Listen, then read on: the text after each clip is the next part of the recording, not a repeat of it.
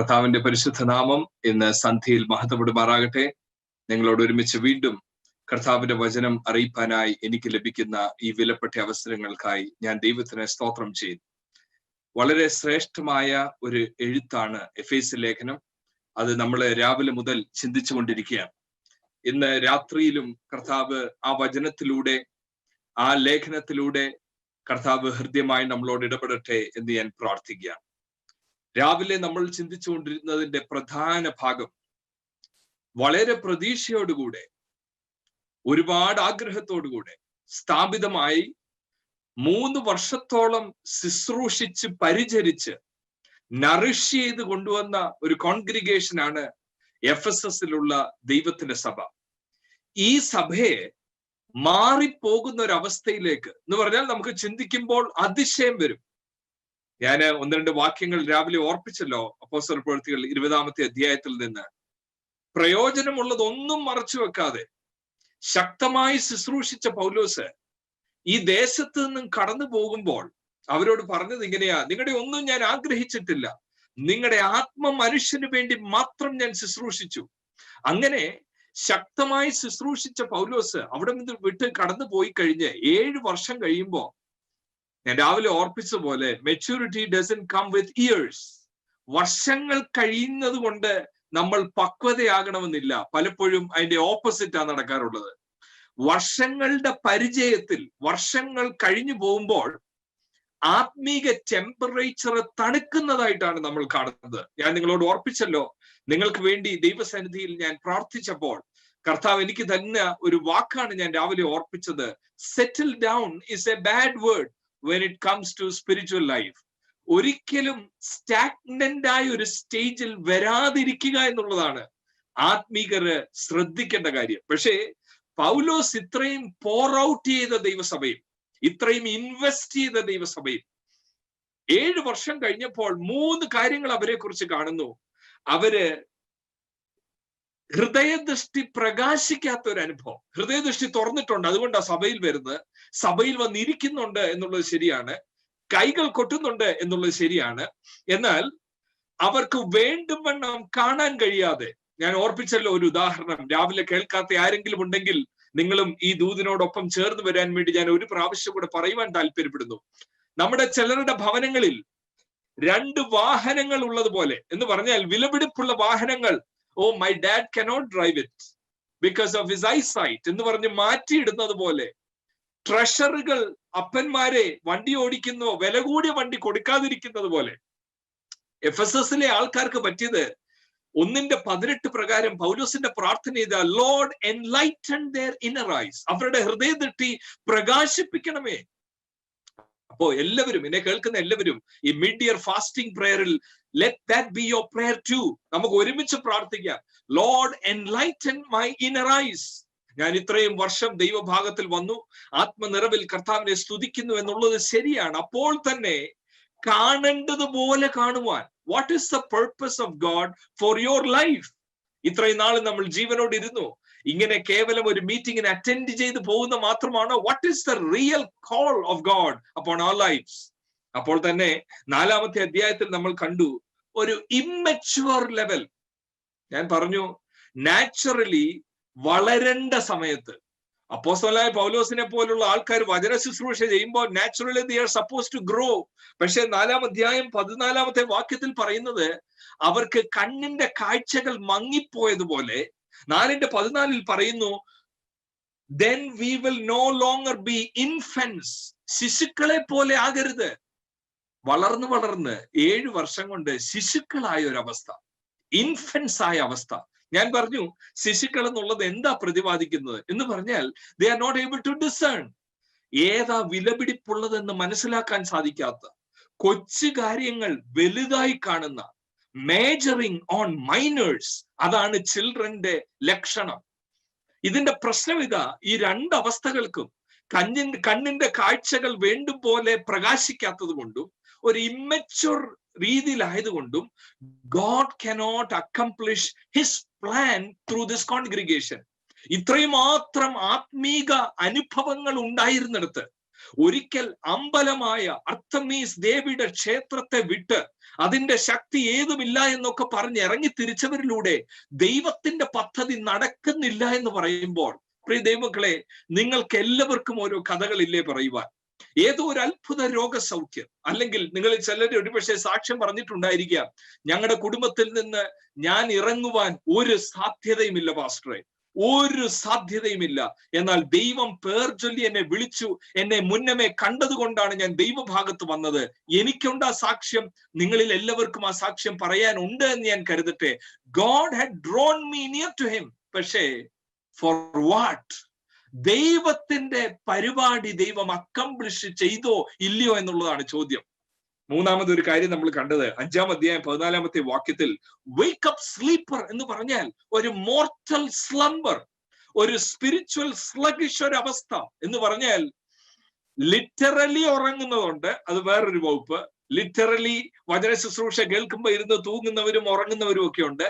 എന്നാൽ അതിനെക്കാട്ടിൽ അപ്പുറത്ത് അലസമായ ദൈവവചനത്തിന്റെ ആഴങ്ങൾ മനസ്സിലാക്കാതെ ഒക്കാതെ വണ്ണം 1 മണിക്കൂർ പ്രസംഗം ശ്രദ്ധിച്ചിരിക്കുന്ന പോലെ തോന്നിയാലും പ്രസംഗത്തിന്റെ അവസാനം വാട്ട് വാസ് ദ മെസ്സേജ് എന്ന് ചോദിച്ചാൽ, I don't know, it was from Ephesians, but he said something about maturity, but they did not really understood.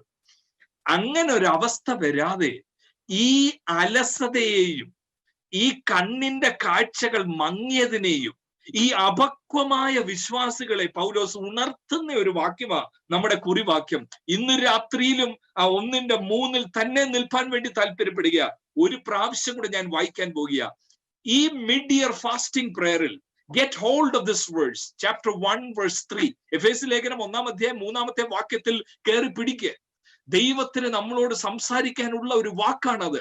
നമ്മുടെ അലസതകൾ മാറ്റുവാൻ, നമ്മുടെ കണ്ണുകൾക്ക് കാണേണ്ടതുപോലെ കാണുവാൻ, പക്വമായ ഒരു ആത്മീക അന്തരീക്ഷത്തിൽ വരുവാൻ ഈ വാക്യത്തിന് നമ്മുടെ ഹൃദയത്തിൽ പരിവർത്തിക്കാൻ കഴിയും. Look at 1 verse 3.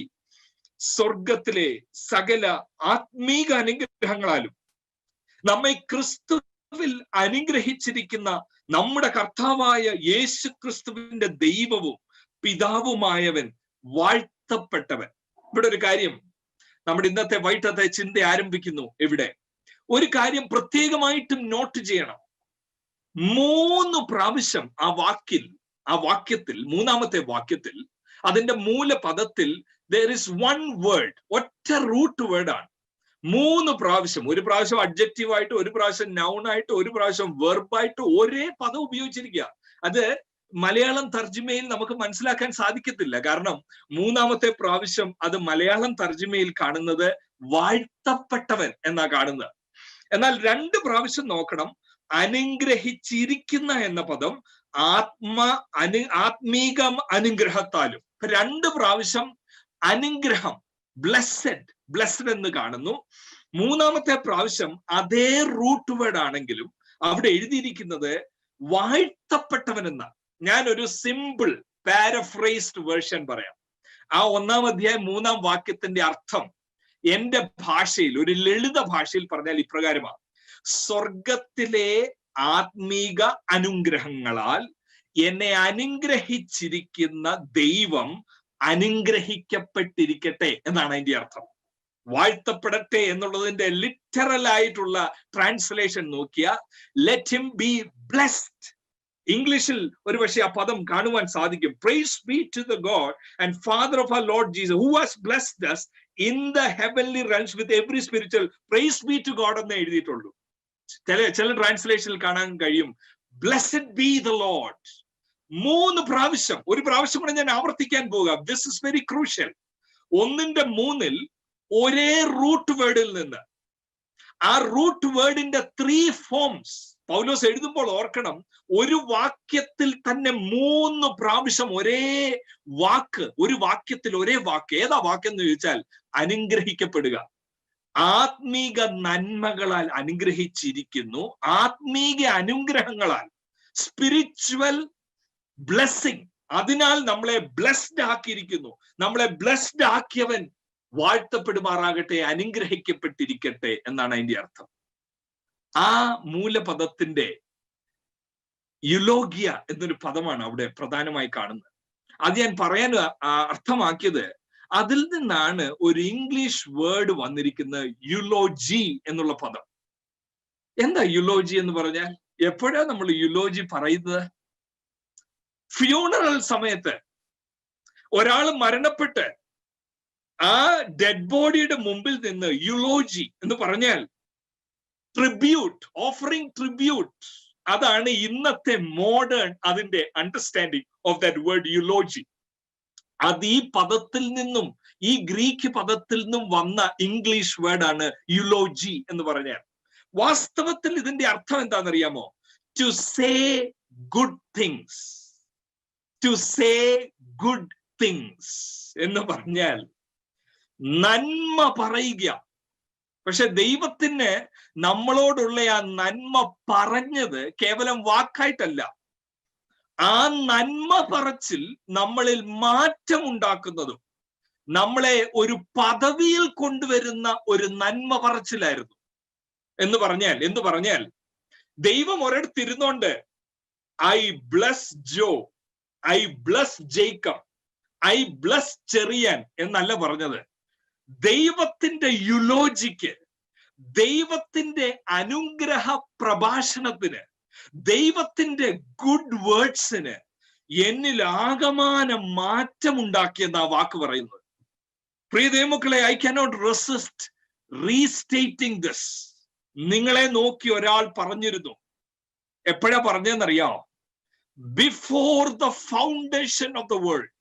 ഇന്നല്ല പറഞ്ഞേ, നിങ്ങളെ ലോകം കാണുന്നതിന് മുമ്പ്, നിങ്ങളെ നിങ്ങളുടെ മാതാപിതാക്കൾ അറിയുന്നതിന് മുമ്പ് somebody had pronounced a good word over you. എന്താ ഗുഡ് വേർഡ് എന്നറിയാമോ?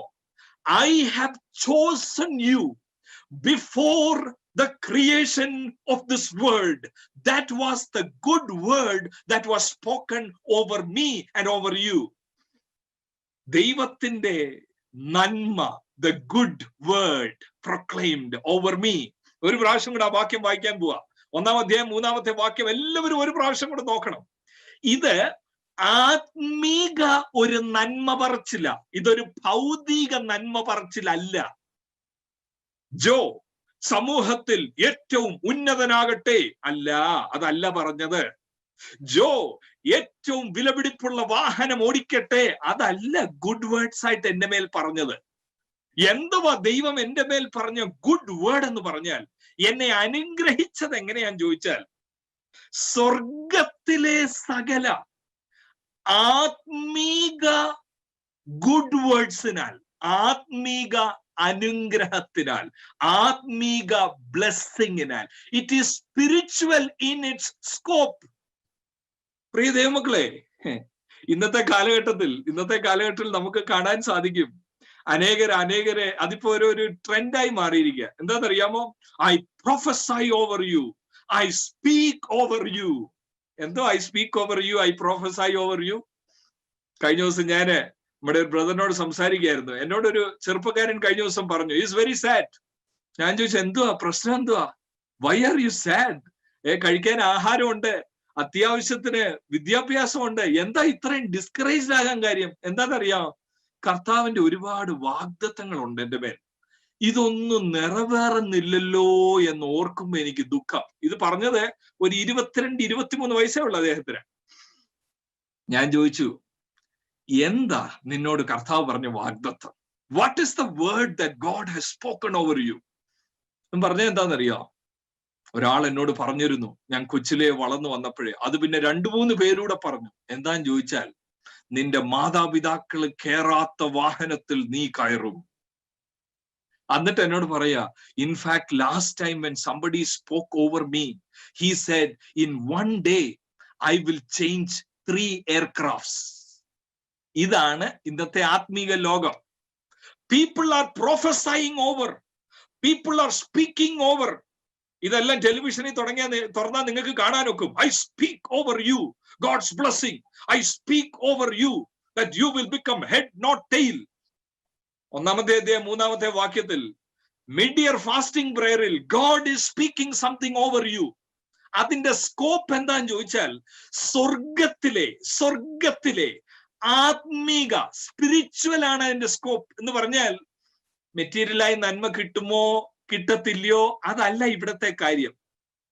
പലരും ഈ വാക്യം പഠിക്കുമ്പോ പലരും എടുത്തു പറഞ്ഞിട്ടുള്ളൊരു കാര്യം, why is Paul using in particular ആത്മീക നന്മകൾ, സ്പിരിച്വൽ ബ്ലെസ്സിങ് എന്ന് പറയാൻ ഒരു കാര്യം കാണും. എന്താണെന്നറിയോ? there is a big difference between old covenant and new covenant. എന്റെ എല്ലാ കേൾവിക്കാരും യൂട്യൂബിലൂടെ കാണുന്ന എല്ലാവരും നിങ്ങൾ ദയവായി ഞാൻ ഈ പറയുന്ന കാര്യങ്ങൾ വളരെ ശ്രദ്ധിച്ച് കേൾക്കണമേ, അല്ലെങ്കിൽ വലിയ പരാജയമായി തീരും നമ്മുടെ ക്രിസ്തീയ ജീവിതം. നമ്മുടെ കണ്ണിന് മങ്ങലേറ്റവരെ പോലെ നമ്മൾ ബൈബിൾ വായിക്കേണ്ടി വരും. എല്ലാ തിരുവഴുത്തും ദൈവശ്വാസികമാണ്. ഉൽപ്പത്തി പുസ്തകം മുതൽ വെളിപ്പാട് പുസ്തകം വരെ നമ്മളോട് ദൈവത്തിന് സംസാരിക്കാനുള്ള വചനങ്ങളാണ്. The authority of the scriptures is for all 66 books. All 66 books is equally inspired.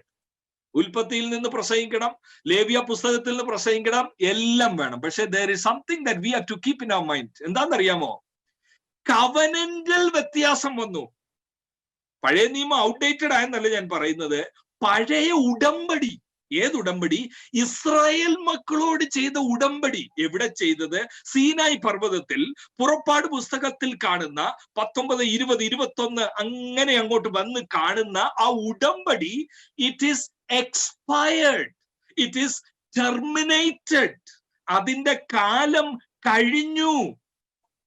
വളരെ സാഡായിട്ട് ഞാൻ പറയാം, പലരും പുതിയ നിയമം എഫേഷ്യൻസ് തുറന്നു വെച്ചിട്ട് they can never see spiritual blessings there, they can only see material blessings there.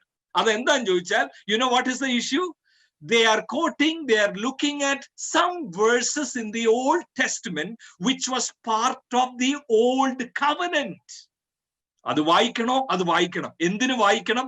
You have to know how God dealt with people of Israel in the old covenant and to draw lessons for ourselves. അതിനുവേണ്ടിയാ വായിക്കേണ്ടത്.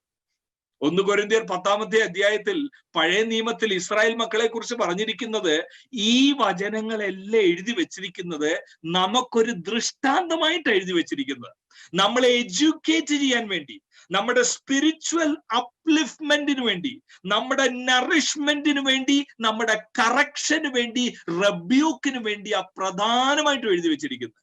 എൻകറേജ്മെന്റും ഉണ്ട് കേട്ടോ. എന്താ encouragement ചോദിച്ചാൽ, if God has promise something he will do it. അത് പഴയ നിയമത്തിൽ ആ കവനന്റിൽ, മോശൈക കവനന്റിൽ, mosaic ലോയുടെ കീഴിൽ ജീവിച്ച, ഓൾഡ് കവനന്റിനകത്ത് ജീവിച്ചവരോട് ദൈവം പറഞ്ഞത് ഹി ഡിഡ് ഇറ്റ്. പക്ഷെ യെരമ്യാവ് ഒരു കാര്യം വിളിച്ചു പറഞ്ഞു. എന്താണെന്നറിയാമോ? യെരമ്യാവ് ഒരു കാര്യം വിളിച്ചു പറഞ്ഞത്, I want you to turn there. അത് നോക്കിയിട്ട് നമുക്ക് ഈ വാക്യത്തിലേക്ക് we have to come back, because this is the core issue in our churches. Most of the prayers are not in line with scripture. Most of the preaching is not in line with scripture. അതിന്റെ കാര്യം Jeremiah 31 verse 31 onwards, we are not paying attention much to that verse. ഒന്ന് നോക്കിക്കേ, യെരമ്യാവിന്റെ പുസ്തകം 31-ാമത്തെ അധ്യായം അതിന്റെ 31-ാമത്തെ വാക്യം മുതൽ പറയുന്നത്, the days are coming, declares the Lord, when I will make a new covenant with the people of Israel and with the people of Judah. New covenant in the 20. എന്നിട്ട് അടുത്ത വാക്യം ശ്രദ്ധിക്കണം. ഈ new covenant എങ്ങനെയുള്ളതാണെന്നറിയാമോ? Verse 32, it will not be like the old covenant. It will not be like the covenant I made with their ancestors. ഒന്ന് highlight ചെയ്തിടുന്നത് നല്ലതാണ്. Bible തുറന്നിട്ടുണ്ട് എന്ന് ഞാൻ വിചാരിക്കട്ടെ. നിങ്ങൾ എല്ലാവരും ബൈബിൾ തുറന്നിട്ടുണ്ട് എന്ന് ഞാൻ വിചാരിക്കട്ടെ. One of the drawbacks is I cannot see any of you. പക്ഷെ ഞാൻ വിശ്വസിക്കുകയാണ് നിങ്ങൾ ഇത് ബൈബിൾ തുറന്ന് നോക്കുന്നുണ്ടെന്ന്. അല്ലെങ്കിൽ എപ്പോഴെങ്കിലും ഇത് കേൾക്കുമ്പോ Jeremiah chapter 31, an important observation, God is going to make a new covenant and it will not be like the old covenant. ഏതൊക്കെ കാര്യത്തിലാ ഇറ്റ് വിൽ നോട്ട് ബി? ഏതൊക്കെ കാര്യത്തിലാണെന്നറിയാമോ? ഒന്നാമത്, പഴയ ഉടമ്പടി അക്ഷരത്തിൽ എഴുതിയതാണ്, written on tablets of stone. പക്ഷെ പുതിയ നിയമം അങ്ങനെയല്ല. It is not like the old. കാരണം ഇറ്റ് ഈസ് written on heart. പഴയ നിയമത്തിൽ സ്റ്റോണിലാണ് എഴുതിയതെങ്കിൽ പുതിയ നിയമത്തിൽ ഹാർട്ടിൽ, മാംസപ്പലകയിൽ എഴുതുന്നു. പഴയ നിയമത്തിന്റെ മരണത്തിന്റെ ശുശ്രൂഷയാണെന്നാണ് 2 കൊരിന്ത്യർ ലേഖനം 3-ാമത്തെ അധ്യായത്തിൽ പറയുന്നത്. എന്ന് പറഞ്ഞാൽ when you are under the law will tell you what is right and wrong. ഇത് ചെയ്യരുത്, അത് ചെയ്യണം, ഇതെല്ലാം പറയും. At the end of it, you know what you will discover? You have no power to live. അതാണ് പഴയ നിയമത്തിന്റെ കീഴിലിരിക്കുന്നത്. അത് കൊല്ലുന്ന ശുശ്രൂഷയാ, മരണത്തിന്റെ ശുശ്രൂഷയാ. പക്ഷെ പുതിയ നിയമത്തെ കുറിച്ച് 2 കൊരിന്ത്യർ 3 എന്താണെന്ന് അറിയാൻ പറയും. It is not like the old covenant. It is not written on stone. It is not killing you. It is giving you life. എന്ന് പറഞ്ഞാൽ നിയമമില്ലെന്നല്ല. പുതിയ നിയമത്തിൽ മാംസപ്പലകയിൽ എഴുതിയ ന്യായപ്രമാണത്തെ ജീവിപ്പാൻ ആവശ്യമായ ദൈവശക്തി, പരിശുദ്ധാത്മ ശക്തി. ചിലത് ചെയ്യണം ചെയ്യണ്ട എന്ന് മാത്രമല്ല, അത് ചെയ്യുന്ന ഒരു ശക്തി. He will make you obey his decrees എന്നാണ് യെരമ്യാവിലും എസെക്കിയേലും ചാപ്റ്റർ 36:27 ഓൺവേർഡ്സിലൊക്കെ നമ്മൾ കാണുന്നത്. പക്ഷെ ഒരു നിർണായക കാര്യമുണ്ട്. It is not like the old covenant എന്ന് പറയുമ്പോൾ ഒരു സ്പിരിച്വൽ സ്കോപ്പ് മാത്രമല്ല ഉള്ളത്. ഞാനിപ്പോ പറഞ്ഞ സ്പിരിച്വൽ സ്കോപ്പാ. That was written on stone, now it is written on flesh. That was under the law. People were not having power to live a holy life. Now we have the Holy Spirit. We have the power to live holy living. അത് മാത്രമല്ല കേട്ടോ. എന്താന്ന് ചോദിച്ചാൽ വേറൊരു കാര്യമുണ്ട്. പഴയ നിയമത്തെ temporary ആയിരുന്നു glory. Now it is residing, permanent. It is not like the old covenant പറയുമ്പോൾ ഈ 1-ന്റെ 3 ഇമ്പോർട്ടന്റാ. ആത്മീക അനുഗ്രഹങ്ങൾ എന്ന് പറഞ്ഞാൽ God has said good over me. The scope of it is spiritual primarily എന്ന് പറയുമ്പോൾ what did God tell the people of Israel? What did God proclaim over them? അവരെ ദൈവം അനുഗ്രഹിച്ചത്, അവർക്ക് യുലോഗിയ, അവർക്ക് യുലോജി എന്ന് പറഞ്ഞാൽ God has spoken good words over them. എന്തോ good words ആയിരുന്നെന്നറിയോ? നോയിക്കേ, 1-2 വാക്യങ്ങൾ എനിക്ക് കാണിക്കാതെ ഇരിക്കാൻ ഒക്കത്തില്ല. കാരണം this is such a foundational thing, but half of the Christendom, ഞാൻ എക്സാജറേറ്റ് ചെയ്യുവാണെങ്കിലും സാരമില്ല, to drive a point I would rather do that. Half of the Christendom has not understood this. ദൈവം ഇസ്രായേലിനോട് പറഞ്ഞത് he spoken good over them എന്തെന്ന് ചോദിച്ചാൽ അതിന്റെ reflection കാണുന്നു. ഉൽപ്പത്തി പുസ്തകം 13-ാമത്തെ അധ്യായം 2-ാമത്തെ വാക്യം 13:2 പറയുന്നു, Abraham had become very wealthy in livestock and in silver and gold. ഇതിപ്പോ ന്യൂ കവനന്റിന്റെ ഒരു ബിലീവർ നിന്നോണ്ട് പറയുക, God is speaking to me, God is speaking to me. God has blessed me with all material blessing, because Genesis 13:2, my father Abraham was blessed with every material blessing എന്ന് പറഞ്ഞാൽ, let me tell you plainly, bluntly, it is not going to come true in your life. That might be a shocker for some of us, but better to get shocked than being deceived.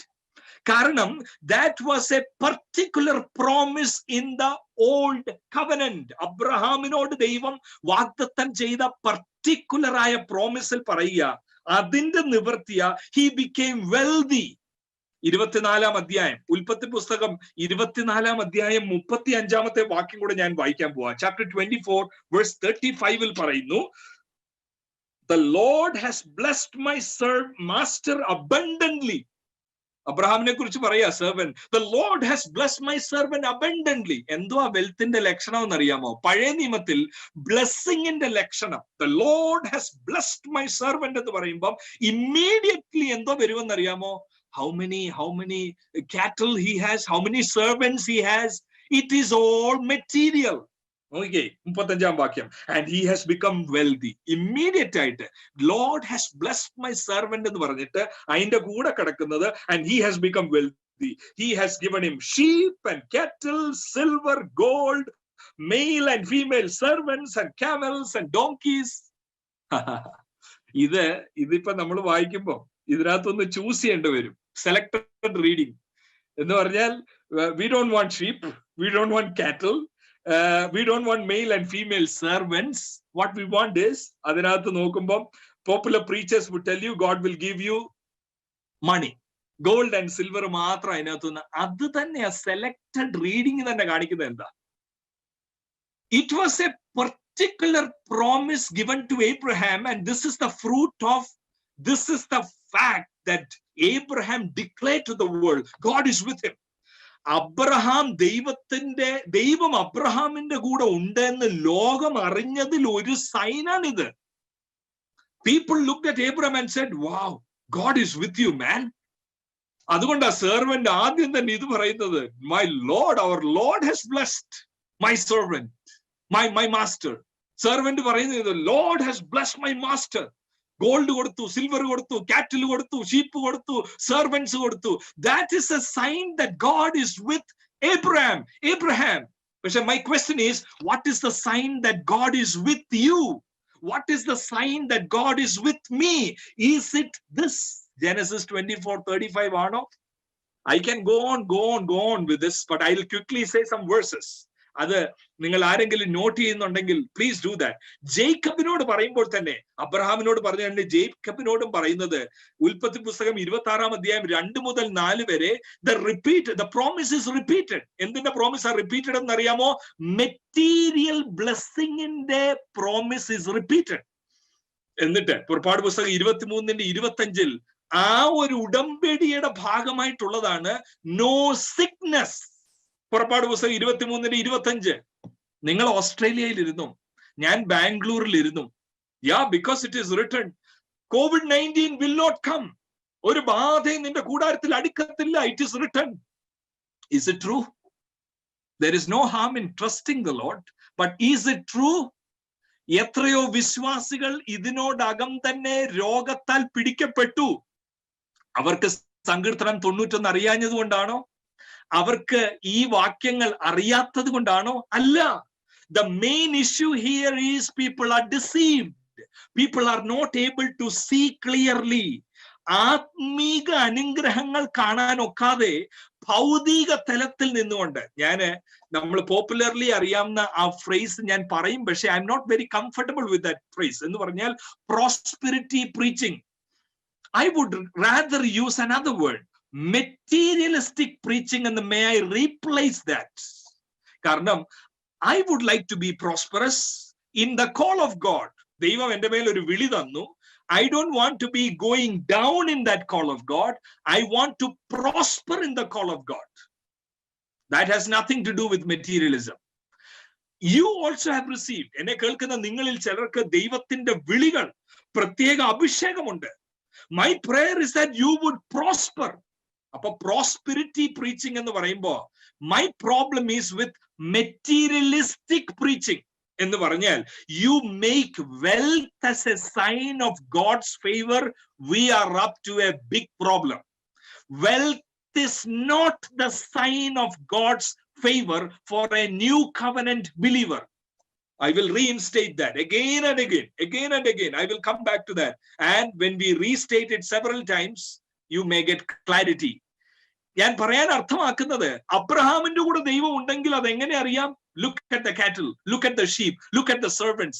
എന്റെ കൂടെ ദൈവം ഉണ്ടെന്നും നിങ്ങളുടെ കൂടെ ദൈവം ഉണ്ടെന്നും ലോകം അറിയുന്നത് നമ്മൾ എന്ത് പൊസസ് ചെയ്യുന്നു എന്നുള്ളതല്ല. Things will get much more clarity when we come back to Ephesians. യോബിന്റെ പുസ്തകം 42-ാമത്തെ അധ്യായത്തിലും, see, when you look at, pick and choose the Old Testament, this is what comes out. യോബിന്റെ ജീവിതത്തോടുള്ള ബന്ധത്തിൽ എല്ലാം നഷ്ടപ്പെടുന്നു. എന്നിട്ട് യോബിന്റെ പുസ്തകം 42-12 പറയുന്നത്, നമ്മൾ ചിലപ്പോൾ ആ വാക്യങ്ങൾ check whether you have underline that verse, ചിലപ്പോൾ അത് അണ്ടർലൈൻ ചെയ്തിട്ടുണ്ടായിരിക്കും. എന്താന്ന് ചോദിച്ചാൽ, again, there is no harm in reading, there is no harm in preaching that it is the word of God, how God dealt with an individual. Same thing can happen to us, but it is not a norm. എന്താന്ന് ചോദിച്ചാൽ, his latter part God blessed him more. അപ്പൊ നമ്മൾ ചിലപ്പോ പറയും, എനിക്കിത് നഷ്ടപ്പെട്ടു, യോബിനെ അനുഗ്രഹിച്ച ദൈവം എന്നെ അനുഗ്രഹിക്കും. Yes, have confidence in that. What if you will die without seeing multiple portions of the blessing? Are you a cursed man? അതാ ചിലർ പഠിപ്പിക്കുന്നത്. If you die like that, let's say you had 5 houses and you lost all 5, but you only constructed only one more house in the rest of your life. Does that show that you are under a curse? Not at all. അതുകൊണ്ട് പഴയ നിയമത്തിൽ what God has done, let's not think that he must do it today. Again, I will repeat that. What God has done in the past, let's not think that God has to do or must do for me today. അതിലും വ്യത്യസ്തമായ ഒരു കാര്യം ഇവിടെ പറഞ്ഞിരിക്കുക പൗലോസ്. അതുകൊണ്ട് ആ വാക്ക് അവിടെ എടുത്തു പറഞ്ഞിരിക്കുന്നത്. ഈ ആത്മീക അനുഗ്രഹത്തെ കുറിച്ച് അബ്രഹാമിനോ പഴയ നിയമത്തിലെ ഭക്തന്മാർക്കോ they didn't have clue about what Paul is writing in Ephesians 1:3. അവർക്കറിയാം. ഇപ്പം യാക്കോബിനെ പോലെ ഒരാൾക്കറിയാം. അത് വാസ്തവത്തിൽ ദാറ്റ് ഈസ് വെരി ഇൻട്രസ്റ്റിംഗ്. യാക്കോബിന്റെ കേസിൽ യാക്കോബ് പറയുന്നത്, ആ ദൂതനോട് മൽപ്പിടുത്തം നടത്തിയിട്ട് പറയുന്ന ഒരു കാര്യമുണ്ട്, നീ എന്നെ അനുഗ്രഹിച്ചിട്ടല്ലാതെ ഞാൻ നിന്നെ വിടുകയില്ല. That is a hint. ആടുകൾ ഉള്ളപ്പോ സമ്പത്തുള്ളപ്പോഴാ പറയുന്നത്. യാക്കോബ് പറയുന്നത്, ജേക്കബ് പറയുന്നു, I know there is something more than this. അബ്രഹാമിനെ കുറിച്ച് എബ്രായ ലേഖനം 11 പറയുന്നത് ഇങ്ങനെയാ, നിലനിൽക്കുന്നതും അടിസ്ഥാനമുള്ളതുമായ ഒരു നഗരത്തെ നോക്കി താൻ ഇരുന്നു. അവർക്കറിയാമെങ്കിലും ഈ വാക്യങ്ങൾ അവരോടുള്ള ബന്ധത്തിൽ പ്രസക്തമാകത്തില്ല. കാരണം God demonstrated his power, his presence by demonstrating them in the sense of material abundance. Israel മക്കളുടെ ബന്ധത്തിലും അങ്ങനല്ലേ? Deuteronomy 8:18. I will read that. എന്തിനും ചോദിച്ചാൽ let this be clear in our mind. ആവർത്തന പുസ്തകം 8-ാമത്തെ അധ്യായം 18-ാമത്തെ വാക്യത്തിൽ ഇപ്രകാരമാണ് പറയുന്നത്. Very very interesting. കാരണം ഇത് പ്ലക്ക് ഔട്ട് ചെയ്ത് വായിച്ചാൽ we are going to go into wrong track, wrong tangent. 8:18 പറയുന്നത്, but remember the Lord your God, for it is he who gives you the ability to produce wealth. Israel മക്കളോട് പറയാ, he is the one who will give you ability to produce wealth, and so confirms. അടുത്തതാ ശ്രദ്ധിക്കണ്ടേ, so confirms his. I wish I can see you. I wish I can hear you responding. And so confirms his covenant എന്ന് അവിടെ എഴുതിയിരിക്കുന്നത്. കാരണം കവനന്റിന്റെ ഭാഗമാണ് ഈ abundance of wealth എന്ന് പറഞ്ഞാൽ. അബ്രഹാമിനോട് മുതൽ പറയുന്ന I will bless you. Abundance ഉണ്ട്, മെറ്റീരിയൽ ബ്ലെസ്സിങ് ഉണ്ട്, കവനന്റിന്റെ ഭാഗമായി. പക്ഷെ ജെറമായ പറയുക, I will make a new covenant. It is not like the old. Not like the old, not only in a spiritual sense, but this is a major difference. The understanding of wealth, സമൃദ്ധിയെ കുറിച്ചുള്ള ആശയം പഴയ നിയമവുമായി വ്യത്യാസമുണ്ട് പുതിയ നിയമത്തിൽ നിന്ന്. പുതിയ നിയമത്തിന്റെ എന്താന്ന് ചോദിച്ചാൽ, ഇവിടുത്തെ Deuteronomy 8:18 ഞാൻ പറഞ്ഞു കവനന്റുമായി ബന്ധമുണ്ട്. Deuteronomy 28 is full of that. ദൈവത്തിന്റെ ബ്ലെസ്സിങ് ഒരാളിൽ വന്നാൽ രോഗിയാകുന്നില്ല, വാലെല്ലാം നീ തലയാകും, എല്ലാ ലിസ്റ്റും പറയുക. Deuteronomy 28. ഒരു new covenant believer, how will he read it? How will he claim it? How will he preach from it? പ്രസംഗിക്കണം. എന്തിനും ചോദിച്ചാൽ ദൈവത്തിന്റെ വിശ്വസ്തത, ദൈവം എങ്ങനെ വിശ്വസ്തനായി ഇരുന്നെന്ന് കാണിച്ചു കൊടുക്കാൻ പ്രസംഗിക്കാം. ഇസ്രായേലിനോടുള്ള ബന്ധത്തിൽ ദൈവം എങ്ങനെ പ്രവർത്തിച്ചു, ആ ദൈവം എനിക്ക് വേണ്ടി പ്രവർത്തിക്കുമെന്ന് ചിന്തിക്കുന്നതിൽ തെറ്റില്ല.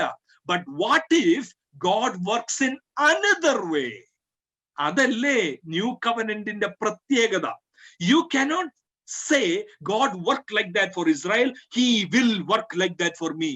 Lord's prayer in the first ഇതെന്താണെന്നറിയാമോ? Hallowed be thy name. അടുത്തത് thy kingdom come, thy will be done on earth as it is in heaven. Thy will എന്ന് പറഞ്ഞാൽ you have all power to do whatever you wish with my life. എന്നെ കേൾക്കുന്ന ഓഡിയൻസിലെ എല്ലാവരോടും ഞാൻ ചോദിക്കട്ടെ, God has the supreme power to do anything what he wants with your life. അതിനകത്ത് sometimes it brings comfort, sometimes it brings discomfort, sometimes it might be through valley of shadow of death, sometimes it is through a bad patch of sickness.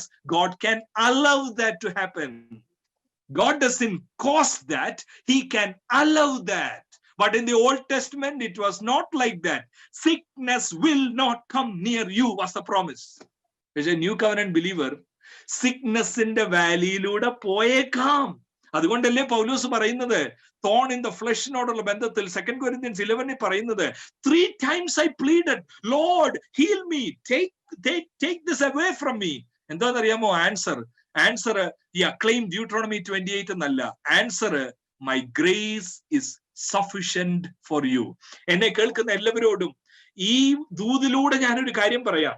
Get hold of that. ദൈവം നിങ്ങളെ നോക്കി കുറെ good കാര്യം പറഞ്ഞിട്ടുണ്ട്.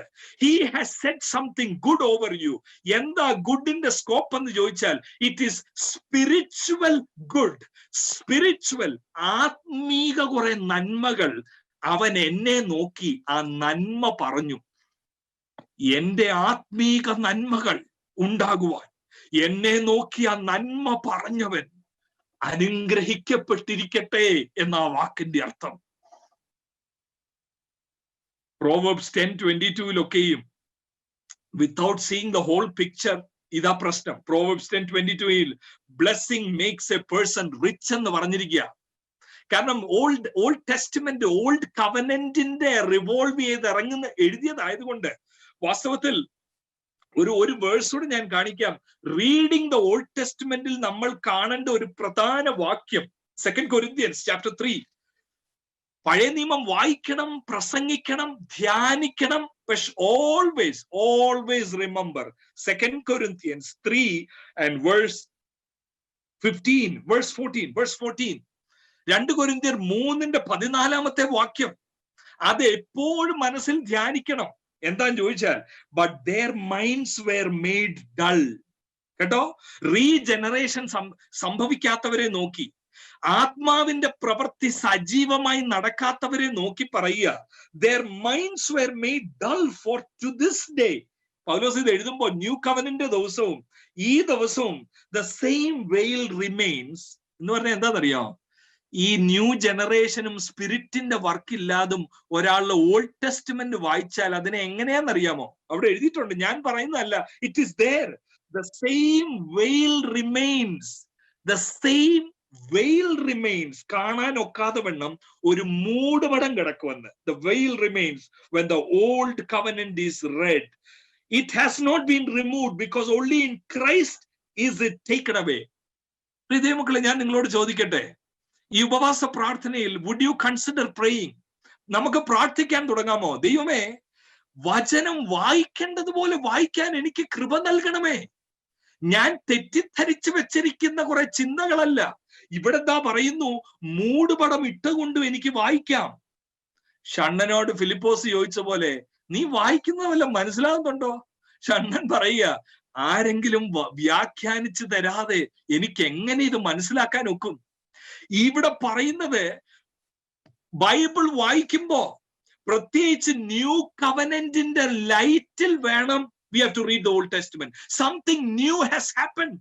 Something better has happened. Hebrews 8 language പറഞ്ഞാൽ, 2 Corinthians 3 language പറഞ്ഞാൽ, this is a better covenant based on better promises. ഒരു materialistic പ്രീച്ചറിനോട് ഒരാൾ ഇന്റർവ്യൂ ചെയ്തു, pastor, every sermon of yours are from some text of the Old Testament and every time it is about you will get this, you will get that, you are Abraham's descendant, so the same God who blessed Abraham will bless you. എല്ലാം material ആണല്ലോ pastor എപ്പോഴും പറയുന്നത്.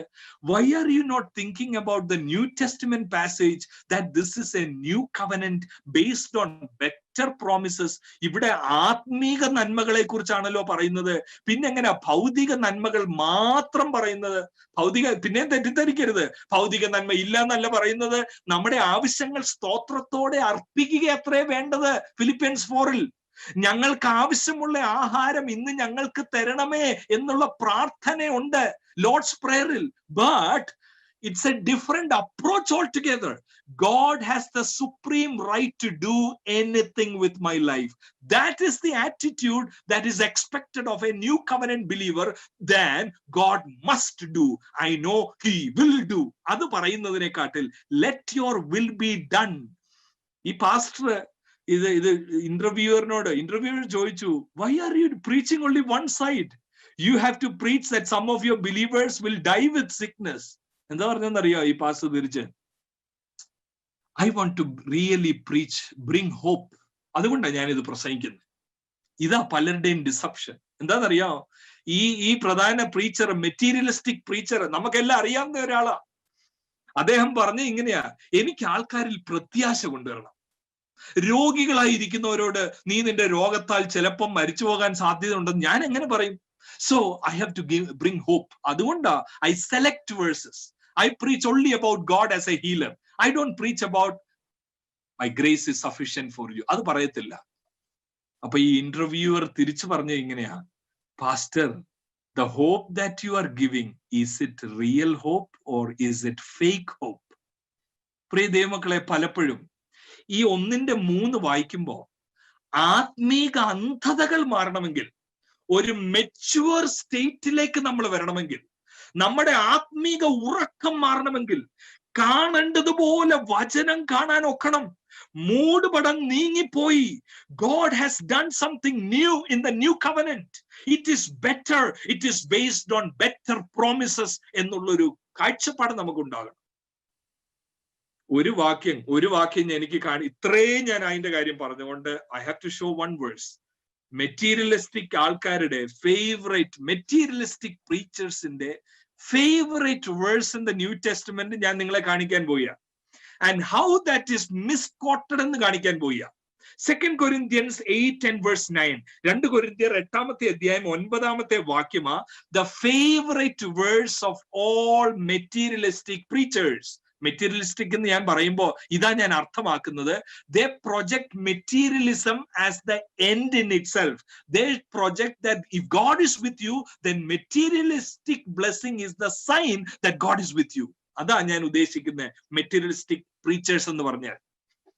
2 കൊരിന്ത്യർ 8:9 favourite verse. ശ്രദ്ധിക്കണമേ. For you know, പൗലോസ് പറയാ, for you know the grace of our Lord Jesus Christ, that though he was rich, ശ്രദ്ധിക്കണം, though he was rich, yet for your sake he became poor. എന്തിനാന്നറിയാമോ?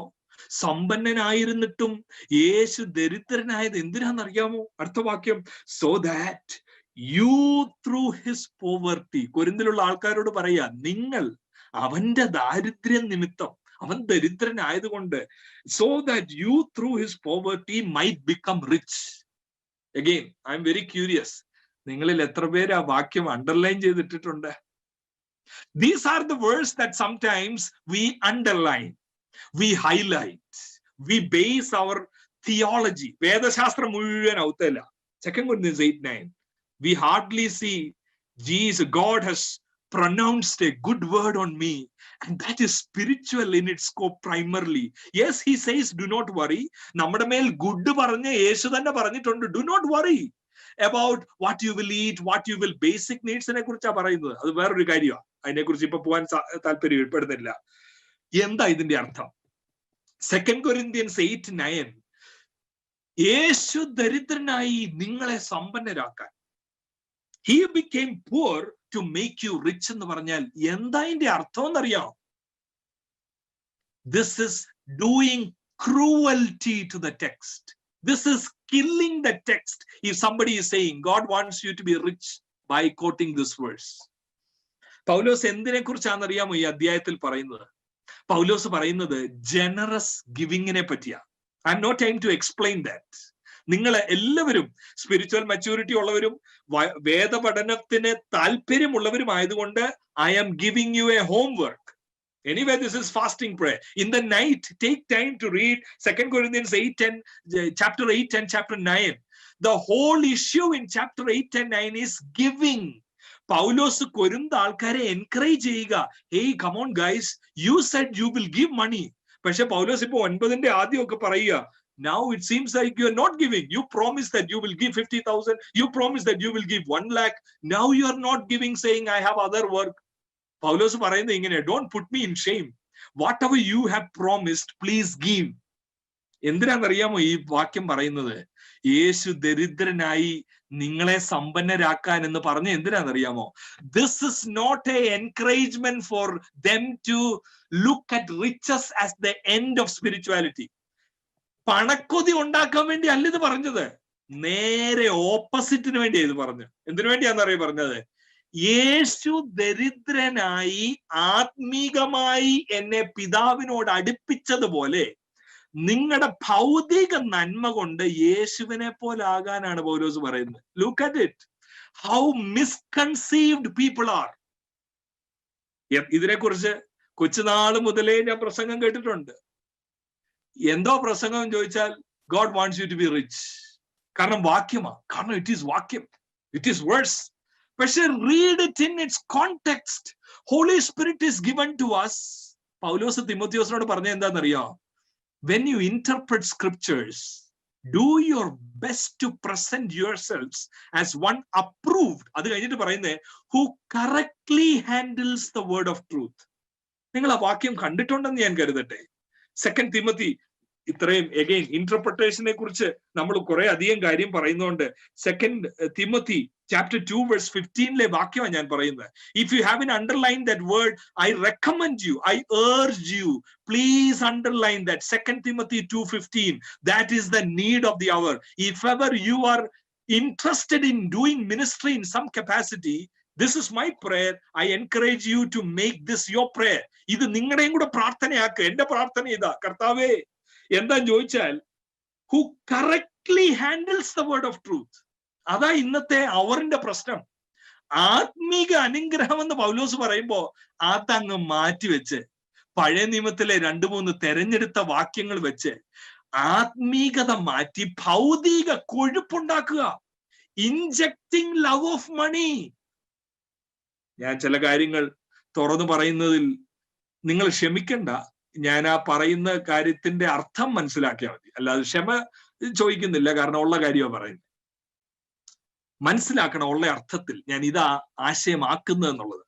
It is not to put down anybody.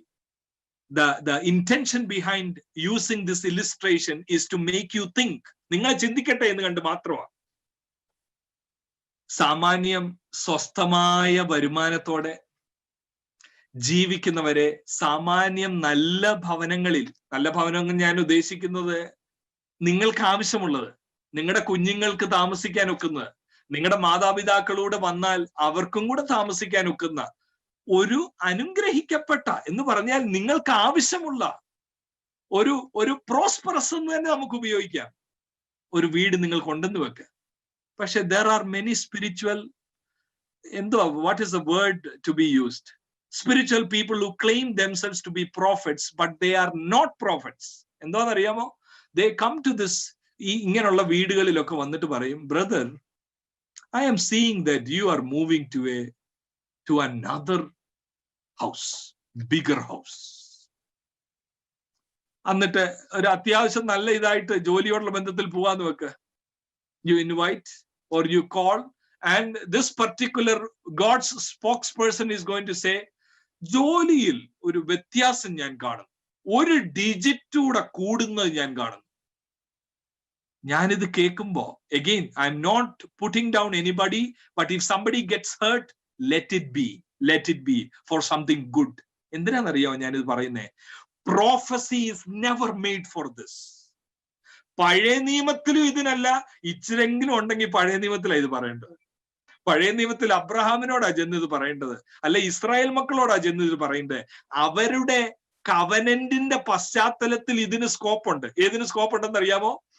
ഒരു prophet എന്നിട്ട് പറയുക, ആഹാ 500 ആടുകളെ ഉള്ളല്ലേ, കർത്താവ് എന്നെ കാണിക്കുന്നു, നിനക്ക് 1000 ആടുണ്ടാകുമെന്ന് പറഞ്ഞാൽ there is scope for that prophecy. പക്ഷെ പ്രവചനം പഴയ നിയമത്തിൽ പോലും അതിനുള്ളതല്ല. Never it was for materialistic, injecting material love of money. അതിനുള്ളതല്ല prophecy. പക്ഷെ ഞാൻ നിങ്ങളോട് ചോദിക്കട്ടെ, ശതമാനം പറഞ്ഞാൽ ചിലപ്പോൾ തെറ്റിപ്പോവും, അതുകൊണ്ട് ഞാൻ ശതമാനം പറയുന്നില്ല. Majority of the prophets, not minority. ജീസസിന്റെ വേർഡ് തന്നെ ഞാൻ പറയാം. മാത്യൂസ് ഗോസ്പൽ 24 വേർഡ്, അല്ലെങ്കിൽ മാത്യൂസ് ഗോസ്പൽ 7 ലാസ്റ്റ് വേർഡ്.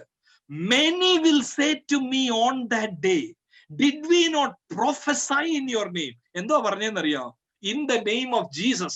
പറഞ്ഞത് മുഴുവൻ ഇതാ, I prophesy over you that now you have 1 car, I am seeing 2 cars. ഇതാണോ prophecy? ഇതാണോ സ്പിരിച്വൽ നറിഷ്മെന്റ്? ഇതാണോ സ്പിരിച്വൽ നന്മകൾ? Prophets are meant to be bringing people back to God. Love of money inject ചെയ്യാനുള്ളതല്ല. Love of money ഉള്ളവരോട് പറയണം. അങ്ങനെയുള്ള വീടുകളിൽ ചെന്ന് പറയണം, God is revealing me something. You have become very carnal to think material possession is the mark of spirituality. It is not. അതാണ് prophet. പുതിയ നിയമത്തിൽ ജെറമായ പറഞ്ഞ, പഴയ നിയമത്തിൽ ജെറമായ പറഞ്ഞ എന്താ? പഴയ നിയമത്തിൽ ഓൾഡ് ടെസ്റ്റ്മെന്റ് പ്രോഫറ്റ് ആയ ജെറമിയ പറഞ്ഞ എന്താ? Don't think that everything will go on like this. You have this, you have temple ഇവിടെ ഉണ്ട്, എല്ലാ പുരോഹിതന്മാരും ഉണ്ട്, you are doing well. Don't deceive yourself എന്നാ ജെറമായ പറയുന്നത്. God will strike you. This is not the mark of your spirituality എന്നാ ജെറമായ പോലും പറഞ്ഞത്. യോഹന്നാൻ സ്നാപകന്റെ ഒക്കെ വാക്കുകൾ പിന്നെ പറയണ്ട, പരുക്കനാണ്. യേശുവിന്റെ വാക്കുകൾ പറയണ്ട. You cannot serve both God and money എന്നാ പറഞ്ഞത്. യേശു പറഞ്ഞത്, let money be your servant, not your master. എന്നിട്ട് പറഞ്ഞത്, it is hard for the rich to enter kingdom of heaven എന്നാ പറഞ്ഞത്. It is not impossible, it is hard എന്ന് പറഞ്ഞാൽ wealth കൂടുമ്പോ അതിൽ ട്രസ്റ്റ് കൂടും.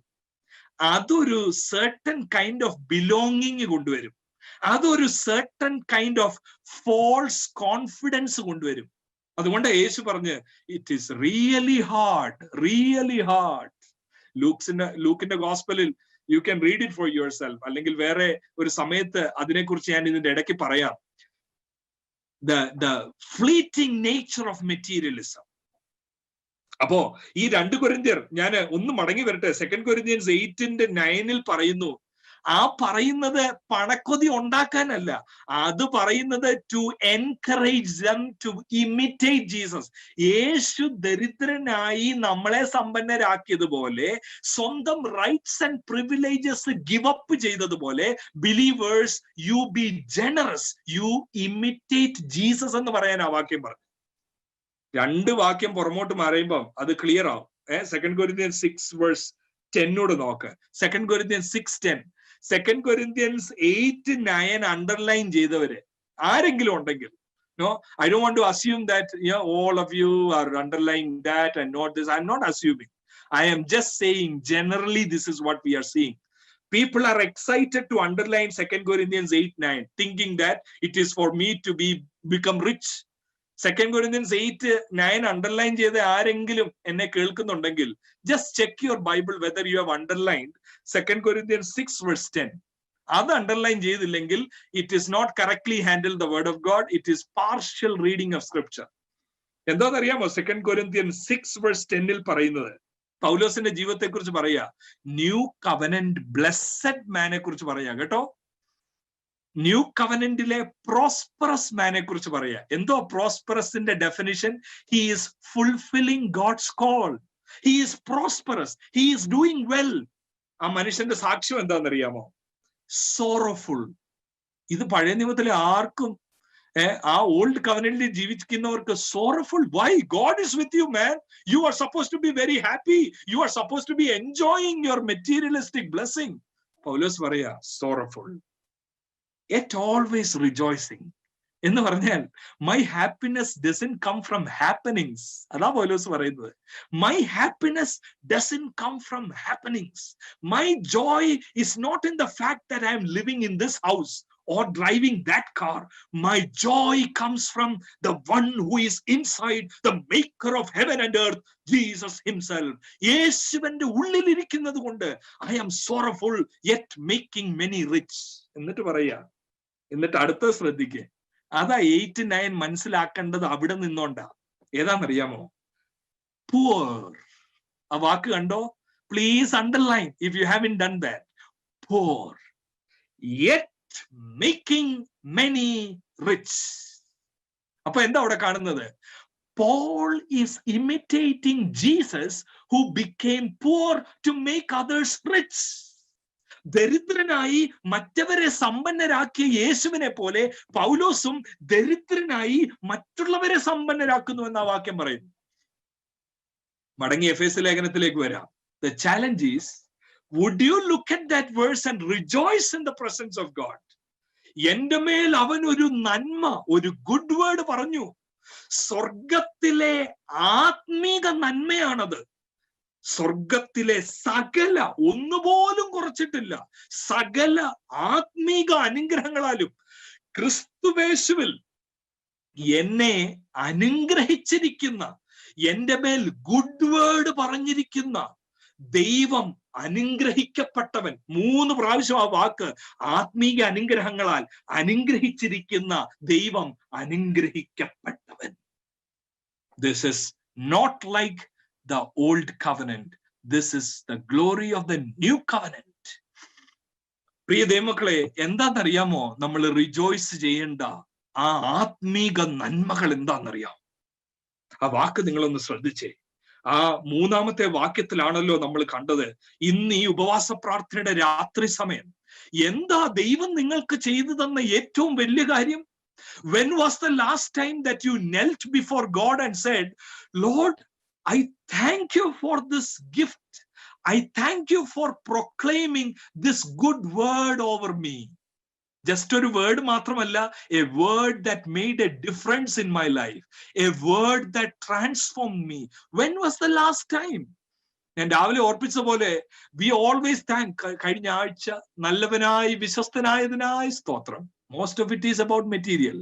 പക്ഷെ ഇവിടെ പറയുന്നു സ്പിരിച്വൽ ഗിഫ്റ്റിനെ ഓർത്ത്, ഞാൻ ആ നന്മയെ ഓർത്ത്, എന്നെ അനുഗ്രഹിച്ചവനെ നോക്ക്, അങ്ങ് അനുഗ്രഹിക്കപ്പെട്ടവൻ എന്ന് പറയുന്നത് എന്തുകൊണ്ടാണെന്നറിയാം? 4-ാമത്തെ വാക്യത്തിലുണ്ട്. എന്താ നമുക്ക് ലഭിച്ച ഏറ്റവും വലിയ അനുഗ്രഹം എന്നറിയാമോ? നമ്മൾ ഓടിക്കുന്ന കാറോ, ഇട്ടിരിക്കുന്ന ഷർട്ടോ, താമസിക്കുന്ന വീടോ മറ്റ് യാതൊരു കാര്യമല്ല. ഓൾഡ് കവനന്റിൽ ഒരാളുടെ കൂടെ ദൈവം ഉണ്ടെന്ന് അറിയുന്നത് അവന്റെ വെൽത്ത് നോക്കണം. പുതിയ നിയമത്തിൽ കാരാഗ്രഹത്തിൽ ഇരിക്കുന്നയാള്, പ്രിസണിൽ ഇരിക്കുന്നയാള്, ഹൗസ് അറസ്റ്റിൽ ഇരിക്കുന്നയാള് പറയുക, he has blessed me, he will bless me എന്നല്ല, he has already blessed me. എന്താ പൗലോസേ കാര്യം? പൗലോസേ, നീ വലിയ ധനികനാണെന്നൊക്കെ കേട്ടിട്ടുണ്ടല്ലോ. ഇപ്പൊ എന്താ ഈ ഒന്നും ഇല്ലാത്തവനായല്ലോ, സമ്പത്തുള്ളവൻ സമ്പത്തില്ലാത്തവനായല്ലോ, മാന്യനായവൻ മാന്യത ഇല്ലാതായല്ലോ. പിന്നെന്തുകൊണ്ടാ ഇവിടെ പറയുന്നത് ഐ ആം ബ്ലെസ്ഡ് എന്ന് പറയാൻ കാര്യം എന്താ? ഒരു വെളിപ്പാട്. ഏതാ വെളിപ്പാടെന്നറിയാം? 4-ാമത്തെ വാക്യത്തിൽ, നാം തന്റെ സന്നിധിയിൽ. എന്നെ കേൾക്കുന്ന എല്ലാവരും ശ്രദ്ധിക്കണമേ. What is the greatest blessing that you can ever receive from God? നാം തന്റെ സന്നിധിയിൽ. മനുഷ്യരുടെ മുമ്പിലല്ല. മനുഷ്യരുടെ മുമ്പിൽ വിശുദ്ധനാകാൻ വേണ്ടി വെള്ള ഉടുപ്പിട്ടാൽ മാത്രം മതി. ഇവിടെ പറഞ്ഞിരിക്കുന്നു നാം, ജോ എന്ന ഞാൻ, തന്റെ സന്നിധിയിൽ, ദൈവത്തിന്റെ സന്നിധിയിൽ വിശുദ്ധരും നിഷ്കളങ്കരും ആകേണ്ടതിന് അവൻ ലോകസ്ഥാപനത്തിന് മുമ്പ്, അവനെന്ന് അവിടെ പറഞ്ഞിരിക്കുന്നത് പിതാവാൻ ദൈവത്തെ കുറിച്ചാ. പിതാവാൻ ദൈവം, പൗലോസ് പറയാ, ലോകസ്ഥാപനത്തിന് മുമ്പ് നമ്മെ അവനിൽ തെരഞ്ഞെടുത്തു എന്ന്. പ്രിയ ദൈവമക്കളെ, ഒരു യഹൂദനായി ജനിച്ച പൗലോസ് എന്തുകൊണ്ടാ ഇത് ശ്രേഷ്ഠമായി കരുതുന്നതെന്നറിയാമോ? God has started something new on earth. ആ ന്യൂവിനെ വിളിക്കുന്നത് new Israel of God, new family of God. ഒരു പുതിയ കുടുംബം തുടങ്ങിയെന്ന്. ആ കുടുംബത്തിൽ യഹൂദനും യവനനുമെന്നില്ല, ആ കുടുംബത്തിൽ ദാസനും യജമാനനുമെന്നില്ല, ആ കുടുംബത്തിൽ സ്ത്രീയും പുരുഷനുമെന്നില്ല. ആ കുടുംബത്തെ ദൈവം ദൈവസന്നിധിയിൽ വിശുദ്ധരും നിഷ്കളങ്കരുമാകാൻ വേണ്ടി എപ്പോ തെരഞ്ഞെടുത്തെന്ന് ചോദിച്ചാൽ ഇത് വളരെ ഇൻട്രസ്റ്റിംഗ് ആ. കാരണം ഇതിന് മുമ്പുള്ള ലേഖനത്തിൽ, ഗലാത്യ ലേഖനമാണ് ഇതിന്റെ തൊട്ട് മുമ്പ് കിടക്കുന്നത്. എഫേസ്യ ലേഖനത്തിനെക്കാട്ടിൽ മുമ്പ് എഴുതിയിട്ടുള്ള ലെറ്ററാണ് ഗലാത്യ ലേഖനം. ഗലാത്യ ലേഖനത്തിൽ എപ്പോ തെരഞ്ഞെടുത്തു എന്നാണെന്നറിയാമോ പൗലോസ് പറയുന്നത്? ഗലാത്യ ലേഖനം 1-ാമത്തെ അധ്യായം അതിന്റെ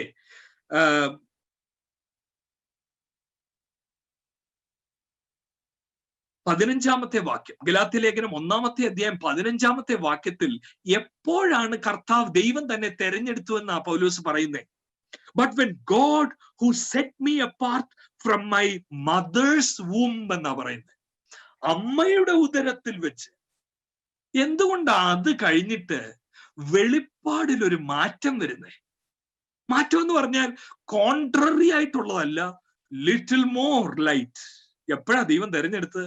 പൗലോസിനോട് ചോദിക്കുക, പൗലോസേ, ഗലാത്യ ലേഖനം എഴുതിയപ്പോ അങ്ങ് എഴുതിയത് അമ്മയുടെ ഉദരത്തിൽ വെച്ച് തെരഞ്ഞെടുത്തെന്നാണല്ലോ. എഫേസ്യ ലേഖനം ആയപ്പോഴത്തേന് എന്തുകൊണ്ടാ പറയുന്നത് ലോകസ്ഥാപനത്തിന് മുമ്പേ തെരഞ്ഞെടുത്തു എന്ന് പറയാൻ കാര്യം എന്താണെന്നറിയാമോ? ഒരു കാര്യമുണ്ട്. ഗലാത്യ ലേഖനം എഴുതിയത് കാരാഗ്രഹത്തിൽ വെച്ചല്ല. ഒന്നാമത്തെ മിഷണറി യാത്ര കഴിഞ്ഞിട്ട് ഏകദേശം AD 49 ഫസ്റ്റ് മിഷണറി ജേണി കഴിഞ്ഞിട്ട് അപ്പോസ്തലപ്രവൃത്തികൾ 15 തൊട്ട് മുമ്പ് one of the first letters of Paul ആണ് ഗലാത്യ ലേഖനം. അതിനകത്ത് താൻ എഴുതി, അമ്മയുടെ ഉദരം മുതൽ എന്നെ കണ്ടൊരു ദൈവം. പക്ഷെ എഫേസ്യ ലേഖനം എവിടെ ഇരുന്നോണ്ടാണെന്നറിയാമോ എഴുതുന്നത്? വർഷം എത്ര കടന്നുപോയെന്നറിയാമോ? ഗലാത്യ ലേഖനം എഴുതിയിട്ട് വർഷം എത്ര കടന്നുപോയെന്നറിയാമോ? അറൌണ്ട് 13 years, 13 വർഷം ഇപ്പൊ കഴിഞ്ഞു ആദ്യത്തെ ഗലാത്യ ലേഖനം എഴുതിയിട്ട്. ഇപ്പൊ എവിടാ കിടക്കുന്നതെന്നറിയാമോ? കാരാഗ്രഹത്തിൽ കിടക്കുക. ആ കാരാഗ്രഹത്തിൽ കിടന്നുകൊണ്ട് I want to imagine here കേട്ടോ, പൗലോസ് ചോദിക്കുന്ന ഒരു ചോദ്യം ഉണ്ടായിരിക്കും. I have read old testament very well. ഞാനൊരു യഹൂദനാണ്, എനിക്കറിയാം ദൈവത്തിന്റെ അനുഗ്രഹം എന്തുവാണ്. ദൈവത്തിന്റെ അനുഗ്രഹം ഉണ്ടെങ്കിൽ ഞാൻ പഠിച്ചു വെച്ചിരിക്കുന്നത് എനിക്ക് സമ്പത്ത് കിട്ടുമെന്നാ. ഞാൻ പഠിച്ചു വെച്ചിരിക്കുന്നത് എന്നെ തൊടാൻ ആർക്കും ഒക്കത്തില്ലെന്നാ. ഞാൻ പഠിച്ചു വെച്ചിരിക്കുന്നത് എന്റെ ദേഹത്ത് രോഗം വരത്തില്ലെന്നാ. പക്ഷേ ദൈവമേ, ഞാൻ ഇമാജിൻ ചെയ്യുക കേട്ടോ, കാരാഗ്രഹത്തിൽ കിടന്നപ്പോ വേർ ഈസ് യുവർ പ്രോമിസ്? നിന്റെ വാഗ്ദത്തങ്ങൾ എന്തിയേ? ഞാൻ ഒരു ദരിദ്രനെ പോലെ, ഒരു പരാജിതനെ പോലെ, ഒരടിമയെ പോലെ ഈ കാരാഗ്രഹത്തിൽ ഒതുങ്ങണ്ട വന്നല്ലോ. ഇത് എപ്പം മുതലാ വന്നതെന്നറിയാമോ? യേശുവിനെ കണ്ടെത്തിയ ദിവസം മുതലായി പ്രശ്നം തുടങ്ങി. ഇന്നത്തെ materialistic preachers will tell you, you embrace Jesus from that day onwards bed of roses ആയിരിക്കും. Everything is going to be all right. പൗലോസിന്റെ ജീവിതത്തിൽ after the encounter was the real fight, real problem. അതിനു മുമ്പ് വരെ ഒരു കുഴപ്പമില്ല, പ്രാർത്ഥനയ്ക്ക് എല്ലാ ആൻസർ കിട്ടും, എന്ത് വേണമെന്ന് ചോദിച്ചാലും it's happening. He was a happening man. പക്ഷെ ഇവിടെ ഹാപ്പനിങ് മാൻ ഇപ്പൊ എവിടാന്നറിയാമോ? Happening man is in a prison cell. അവിടെ കിടന്നുകൊണ്ട് ചോദിക്കുക, what happen to those scriptures? എന്തോ പറ്റി ഇപ്പൊ ആവർത്തന പുസ്തകത്തിന്? എന്തോ പറ്റി ഇപ്പൊ പുറപ്പാട് പുസ്തകത്തിന്? I don't see any blessing. Am I blessed? Am I chosen? ദൈവം അവിടെ മിനിസ്റ്റർ ചെയ്തതാണെന്നാ ഞാൻ കരുതുന്നത്. എടാ പൗലോസേ, നീ മനസ്സിലാക്കിയത് നിന്നെ അമ്മയുടെ ഉദരത്തിൽ വെച്ച് ഞാൻ തെരഞ്ഞെടുത്തതാണെന്നറിയാമോ? അല്ല അല്ല അല്ല, നിന്നെ ലോക സ്ഥാപനത്തിന് മുമ്പ് നിന്നെ എനിക്ക് ആവശ്യമുണ്ടായിരുന്നു. നിന്റെ മേൽ എന്റെ കൃപ നിന്റെ മേൽ ഉണ്ടെന്ന് ജനം അറിയുന്നത് നിനക്കുള്ള വസ്തുവകകളിലല്ലടാ, നിനക്കുള്ളായ മെറ്റീരിയൽ അബണ്ടൻസിലല്ലടാ. നിന്നെ ഞാൻ ലോക സ്ഥാപനത്തിന് മുമ്പ് അമ്മയുടെ ഉദരത്തിൽ വെച്ചല്ല. പൗലോസേ, നിന്റെ മേൽ എന്റെ കണ്ണ് ഈ ഭൂമിക്ക് അടിസ്ഥാനം ഇടുന്നതിന് മുമ്പ് എന്റെ കണ്ണ് നിന്റെ മേൽ ഉണ്ടായിരുന്നു. ആ വിളിയാടാ നിന്നെ ഈ പ്രിസണിൽ ഇന്ന് കൊണ്ടുവന്നത്. എന്നെ കേൾക്കുന്ന ലൈഫ് സ്പ്രിംഗ് ചർച്ചിലുള്ള എല്ലാവരോടും ഞാൻ ആവശ്യപ്പെടുന്നു, where has the call of God taken you? ദൈവത്തിന്റെ വിളി നിങ്ങളെ എവിടെ കൊണ്ടുവന്നു? Are we in a state, ഈ മലയാളത്തിൽ പറയുന്ന പോലെ ഒരു മായാലോകം. എന്താ മായാലോകം എന്നറിയാമോ? God has been so good to me. യേശുവിനെ അറിഞ്ഞ ദിവസം മുതൽ everything is going well. Is that our testimony? അതാ നമ്മുടെ ടെസ്റ്റിമണി എങ്കിൽ we need to check ourselves. Where is the truth of the gospel? എന്തിയെ സുവിശേഷത്തിന്റെ ശക്തി നമ്മളിൽ? ഇവിടെ പൗലോസ് പറയുന്നു, എന്നെ ഇന്നല്ല, അമ്മയുടെ ഉദരത്തിൽ വെച്ചുമല്ല, ലോക സ്ഥാപനത്തിന് മുമ്പ് എന്നെ തെരഞ്ഞെടുത്ത ദൈവത്തിന്റെ ശക്തി. പ്രിയ മക്കളെ, ഇന്നത്തെ ഈ ചിന്ത ഞാൻ അവസാനത്തിലേക്ക് കൊണ്ടുവരികയാണ്. I have just started what I want to share. ഇതിന്റെ കണ്ടിന്യൂവേഷൻ ആയിരിക്കും നാളെ.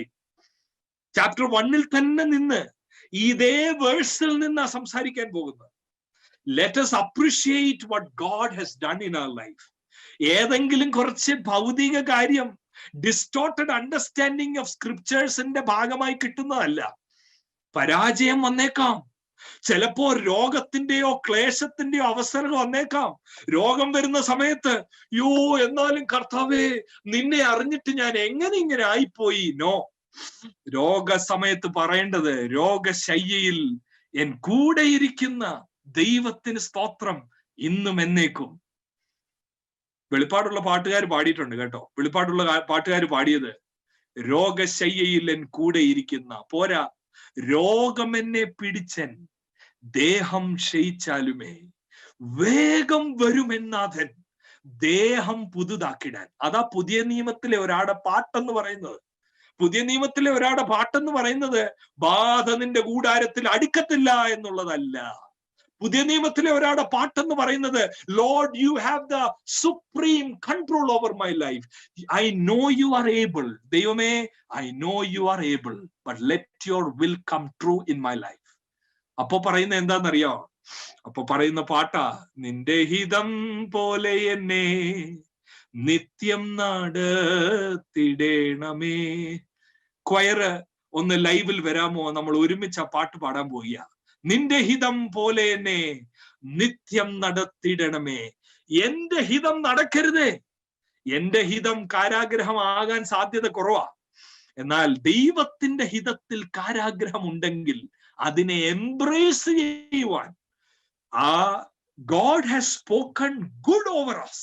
എന്തോ ഗുഡ് ആണെന്ന് ചോദിച്ചാൽ സ്പിരിച്വൽ ബ്ലെസ്സിങ്, ആത്മീക നന്മകൾ എന്റെ മേൽ ചൊരിഞ്ഞ ദൈവം അനുഗ്രഹിക്കപ്പെട്ടവൻ. നമുക്ക് ഒരുമിച്ച് ആ ഗാനത്തിന്റെ വരികളൊന്ന് ചേർന്ന് പാടാമോ?